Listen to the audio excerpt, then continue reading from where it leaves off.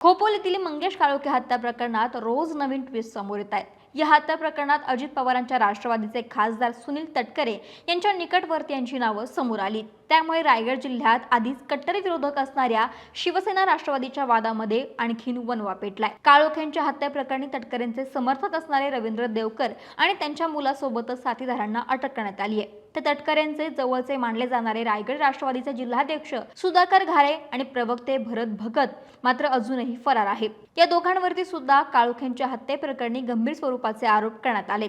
पण आता या काळोखेंच्या हत्या प्रकरणात चर्चा होते ती बीड कनेक्शनची। आता हे बीड कनेक्शन नेमकं काय पाहूयात।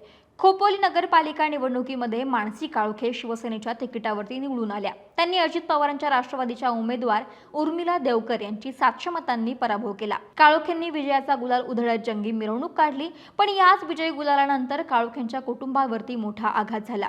मानसी काळोखेंचे पती मंगेश काळोखे यांची अत्यंत निर्घृणपणे हत्या करण्यात आली।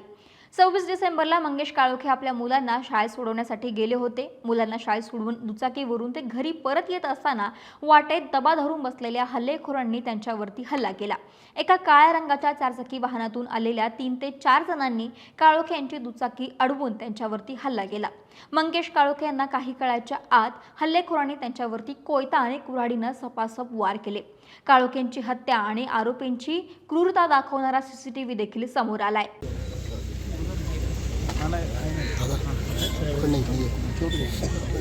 हल्लेखोरांनी दुचाकीवरून घरी निघालेल्या काळोखांना एकट्यात गाठलं। काळी रंगाची चारचाकी त्यांच्या गाडीला आडवी घातली।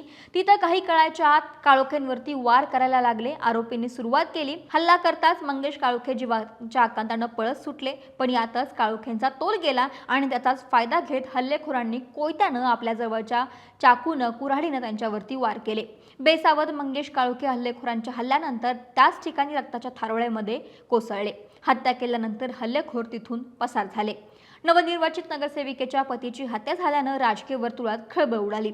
ही हत्या पूर्वनियोजित होती, कारण हल्लेखोरांना माहीत होतं की मंगेश काळोखे किती वाजता आपल्या मुलांना शाळेत सोडवतात आणि किती वाजता परत येतात। त्यामुळे त्यांच्या मुलांना शाळेत सोडवल्यानंतर परतीच्या मार्गावरती हल्लेखोर आधीच दबा धरून होते। त्यामुळे ही हत्या फुल प्लॅनिंगनी केली एवढं मात्र स्पष्ट आहे।